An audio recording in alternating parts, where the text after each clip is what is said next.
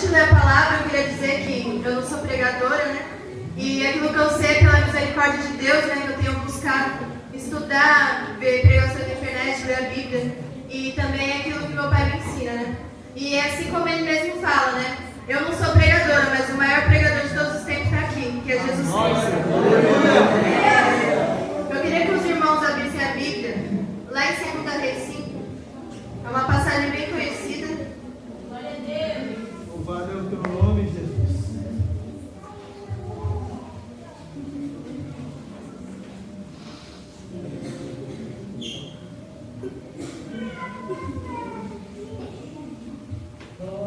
Os irmãos se encontraram?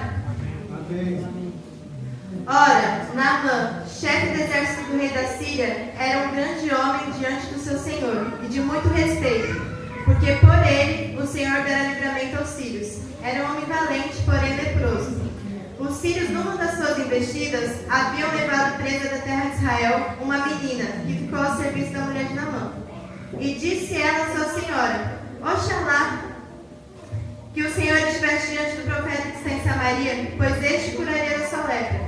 Então Naamã foi notificar ao seu senhor, dizendo: Assim falou a menina que é da terra de Israel. E respondeu o rei da Síria: Vai, anda, e enviarei uma carta ao rei de Israel. Foi, pois, e levou consigo 10 talentos de prata e 6.000 ciclos de ouro e 10 mudas de roupa. Também levou ao rei de Israel uma carta que dizia: Logo em chegando a ti essa carta, saberás que eu te enviei o meu servo Naamã para que o cures da sua lepra. Tendo o rei de Israel lido a carta, rasgou suas vestes e disse: Sou eu Deus para que possa matar e vivificar, para que este envie a mim um homem a fim de que eu cures da sua lepra? Notai, peço-vos, e vejo que ele anda buscando ocasião contra mim. Quando Eliseu, o homem de Deus, ouviu que o rei de Israel rasgava suas vestes, mandou dizer ao rei: Por que rasga suas vestes? Deixa vir ter comigo, e saberá que é profeta de Israel. Veio, pois, Naamã com seus cavalos e com seus carros, e parou na porta de Eliseu. Então este lhe mandou um mensageiro a dizer: Vai, lava-te 7 vezes no Jordão, e a tua carne tornará a ti, e ficará purificada. Naamã, porém, indignado, retirou-se, dizendo: Eis que pensava eu, certamente ele sairá ter comigo, se colocará de pé, invocará o nome de seu Senhor, e passará a mão sobre o lugar e curará o leproso. Não são porventura Abana e Farpar, os rios de Damasco, as melhores águas de Israel? Não poderia eu lavar-me neles e ficar purificado? Assim se voltou e retirou com indignação. Os seus servos, porém, chegaram a ele e falaram, dizendo: Meu pai, se o profeta te houvesse indicado alguma coisa difícil, porventura não terias cumprido? Quanto mais, dizendo: Lava-te e ficará purificado. Desceu ele, pois, e mergulhou no Jordão 7 vezes, conforme a palavra do homem de Deus. E a sua carne se tornou como a do menino e ficou purificado. Então voltou o homem de Deus, ele e toda a sua comitiva, e chegando se colocou de pé e disse: Eis que agora sei que em toda a terra não há Deus senão o Deus de Israel. Até aqui, irmãos. Eu estava meditando essa palavra lá na minha casa e eu escrevi um esboço, então se eu der uma lida, eu peço que os irmãos não reparem, tá? Naamã, ele era um homem de muito valor na sociedade da Síria, porque através dele o Senhor dava muitas vitórias para o seu povo. E pode reparar que mesmo ele sendo inimigo do povo de Israel, o Senhor deu livramento para ele nessas guerras, porque ele tinha o objetivo de curar, tratar de Naamã com aquela lepra, porque se ele não tivesse, ele não teria feito. Eu queria pedir que algum irmão abrisse a sua Bíblia em Números 23, 19 e lesse para as altas, se pudesse, fazendo um favor.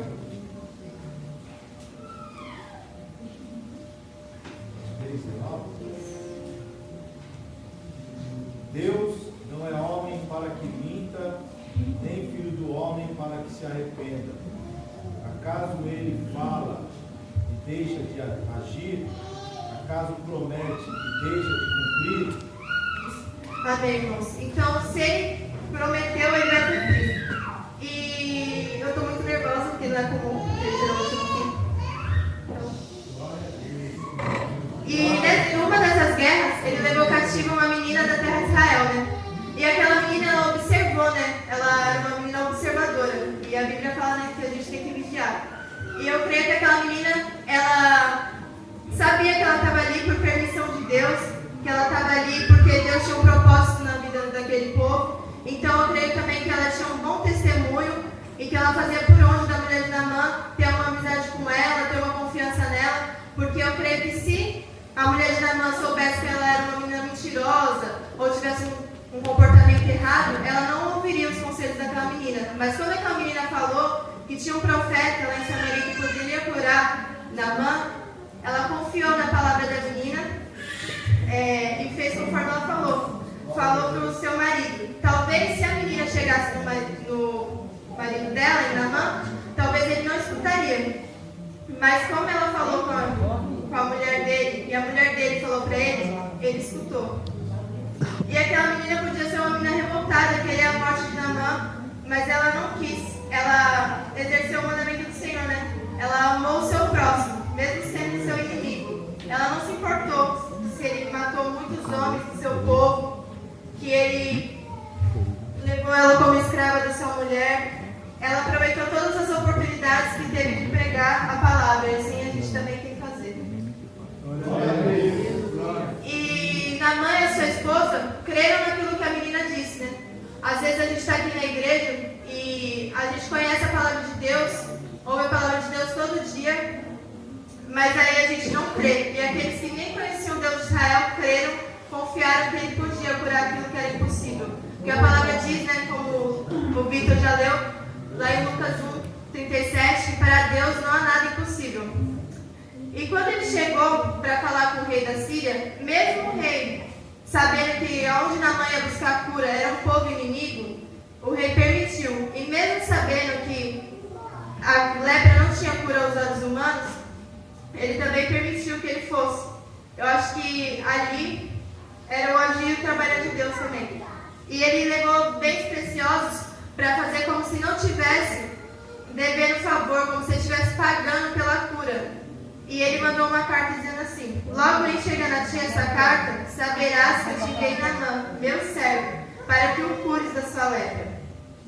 Além do rei estar levando um grande inimigo para dentro do reino, ele também esperava do rei algo que só o Senhor podia fazer. E assim como o rei da Síria, são muitas pessoas hoje em dia que, em vez de buscar a cura, o milagre de Deus, eles buscam em pessoas, ministérios, placas, sendo que o milagre vem somente dele.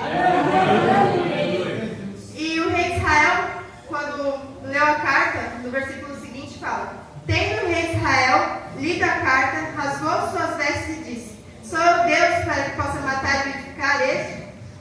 Para que este envie a mim um homem a fim de que eu cure da sua lepra? Notai, peço-vos, e vejo que ele anda buscando ocasião contra mim. O rei de Israel sabia e reconhecia que o poder era somente de Deus, que não era o seu reino, o seu poder que podia curar ele, mas somente Deus. Então ele rasgou suas vestes como sinal de humilhação e clamou isso. E a notícia logo chegou ao profeta, né? Assim como a sua necessidade vai chegar nos ouvidos certos, a necessidade de Naamã também chegou aos ouvidos certos. E quando Naamã chegou na frente da casa de Eliseu, ele chegou com carros e cavalos. E naquela época, quem tinha carros e cavalos eram só pessoas de alto poder, que tinham muito poder financeiro, ou que tinham muitos cargos de elite. E mesmo assim, Eliseu não foi com eles, ele mandou o seu servo. E hoje em dia é muito difícil, né? Geralmente as pessoas são manipuladas pelo poder financeiro, elas estão mais preocupadas com hierarquia, com cargo. Mas Eliseu não foi assim, ele mandou o seu mensageiro. E o seu mensageiro disse: vai e lava-te 7 vezes no Jordão e ficará purificado. Naamã, ele era orgulhoso, soberbo, ele não queria fazer aquilo que o profeta ordenou através do seu servo. Ele se indignou não somente da ordem que o profeta deu, mas também porque ele não foi falar com ele. Ele pensou que ia colocar as mãos sobre ele e dar uma atenção especial. E algumas pessoas estão acostumadas a ser aduladas e não aceitam quando elas não recebem aquilo que elas querem. Eu creio que Naamã também foi dessa maneira. E aqui na Bíblia nos fala, né, que Deus se agrada do humilde e não do soberbo. Queria que um outro irmão lesse lá em 1 Coríntios 1, 26 ao 29.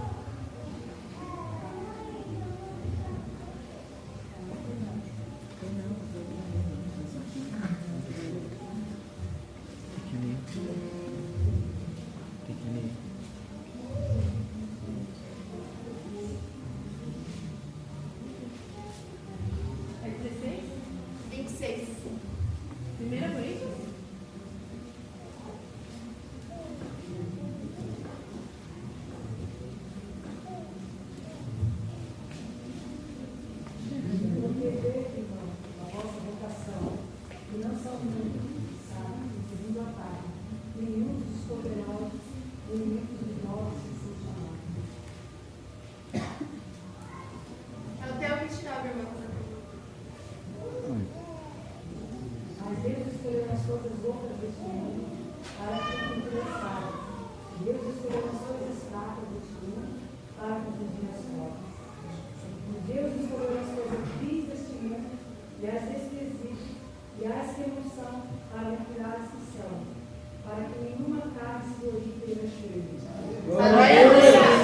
Se Deus talvez tivesse ordenado a Naamã que ele fizesse que seja necessária a força do seu braço, para ele seria simples, ele era um guerreiro. Talvez ele se vangloriasse depois de receber a cura e falasse: Deus me curou, né? Mas também eu fiz por merecer. Eu fui lá e foi por causa de mim, do meu esforço que eu tive a cura. Mas Deus não, Deus mandou algo simples, mas é algo que ele não queria fazer. E eu creio que quando ele chegou naquele rio, ele não sentiu somente a dor das suas feridas que estavam grudadas na sua armadura. Ele sentiu também a dor da exposição, de mostrar os seus servos aquilo que talvez ninguém via, somente ele, a sua lepra. Ele estava vulnerável no lugar inimigo. Então, ele pegou e mergulhou 7 vezes. Mas ele mergulhou somente porque os seus servos tocaram no seu orgulho, dizendo: Meu pai, se o profeta te houvesse indicado alguma coisa difícil, porventura não teria cumprido? Quanto mais dizendo: lava-te e ficará purificado. E muitos irmãos estavam comentando hoje, né, sobre amizades. E Naamã escolheu seus melhores servos, né? Porque ele ia para o reino inimigo, eu creio que ele não foi com qualquer pessoa. E aqueles servos, eles tinham amor por Naamã. Eles deram o conselho certo. Eles podiam pegar e concordar com Naamã só para engrandecer seu ego, para pegar e favorecer ele. Mas não, eles quiseram dar os conselhos certos. Ou talvez eles podiam também fazer o quê? Eles podiam pegar e falar: isso, não mergulha não. Para que você vai mergulhar? Já sabe que não vai te curar. Se nada te curou até agora, você acha que um rio vai te curar? Para que ele morresse e eles não tivessem a seu serviço. Mas não, eles amaram Naamã e deram o conselho certo. E por isso é importante que a gente tenha pessoas boas, pessoas que realmente querem nosso bem do nosso lado. Porque lá em casa a gente estava comentando, né, que nem todo conselho é bom. A gente fala, algumas pessoas têm o costume de falar que todo conselho é bom, mas nem todo conselho é bom. O Michael mesmo sempre disse que uma pessoa que não tem visão de Deus, se você for pedir uma orientação para ela, se estiver num casamento, tá falando que não está mais satisfeito no casamento, se a pessoa for do mundo, vai falar: vai, termina. Mas não, quando a pessoa da igreja, ela pega e dá a orientação certa. Vai, ora, busca, que Deus vai reatar seu casamento, vai restaurar seu casamento. Então a gente tem que ouvir o conselho de pessoas boas, pessoas que têm visão. E Naamã, quando ele se banhou naquele rio, ele não teve a cura logo de início.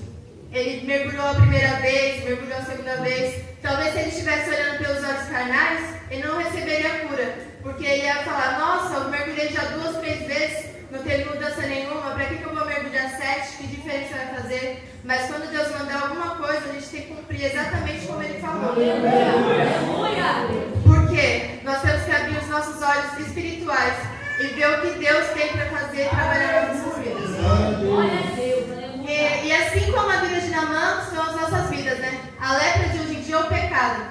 E assim como a armadura de Naamã escondia a verdadeira realidade dele, hoje em dia algumas pessoas usam máscaras para não mostrar sua tristeza, sua dificuldade, mas Deus conhece o coração de cada um. É no nosso íntimo que a gente se depara com o nosso pecado, com a nossa lepra, porque Naamã, na rua, ele era poderoso, ele tinha um cargo e ele era o melhor, porque ele vencia todos os povos. Mas quando chegava na sua casa, no seu íntimo, ele não podia nem deitar com a sua mulher, senão a lepra não ficaria. Ele tinha uma vida, ele sofria muito. Na visão de muitos, Naamã não merecia cura. Por que Deus curaria alguém que é inimigo do seu povo? Mas assim como Naamã foi curado sem merecer, assim foi com as nossas vidas. vidas, porque a graça é um favor imerecido de Deus. E Deus não veio, né, para os santos, Deus não veio para os que são saudáveis, mas veio para os doentes, para aqueles que necessitam da sua palavra. Eu queria pedir para abrir lá em 1 Samuel 16, 7. Para alguém ler, fazer o favor.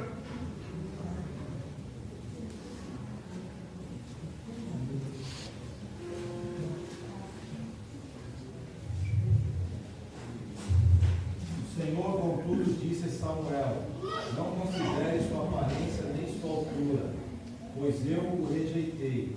O Senhor não vê como vê o homem vê a aparência, mas o Senhor vê o coração. Amém. E a palavra de Deus diz também em Jeremias 17, 9 e 10. O nome diz assim: enganoso é o coração, mais do que todas as coisas, e perverso. Quem o poderá conhecer? Eu, o Senhor, esquadrinho a mente e provo o coração. Isso para dar a cada um segundo os seus caminhos e segundo o fruto das ações. Enquanto o povo via um homem perverso, soberbo, um homem que não merecia cura ou milagre, Deus já estava vendo lá na frente, vendo que ele ia reconhecer que somente ele era Deus e que ele verdadeiramente ia servir só a Deus. Porque Naamã, ele fez uma promessa quando ele foi curado. Ele pegou e prometeu que ia servir somente o Deus de Israel. Mesmo ele sendo de um povo que era pagão, ele reconheceu que só Deus era o Deus impossível. Não havia nenhum outro Deus na terra. E Naamã, ele foi julgado e criticado, né, pelas suas atitudes. Mas a palavra de Deus diz que nenhuma condenação há para quem está em Cristo. Então eu creio que o Senhor anulou o seu pecado e começou uma nova vida a partir daquele momento. E outras pessoas da Bíblia também foram assim, como Saulo, né, perseguiu os cristãos, depois se tornou um dos maiores pregadores, escreveu a maior parte da Bíblia, né, do Novo Testamento. Também foi assim com Zaqueu, quando Jesus foi de encontro com ele, falaram: nossa, mas por que Jesus vai na casa de um pecador? Foi assim com aquela mulher também que ungiu os pés de Jesus, que os discípulos a criticaram, falando: nossa, mas por que ela não vendeu o vaso e deu dinheiro para os pobres? Porque assim, falar, criticar quem faz é muito fácil, agora fazer ninguém quer fazer.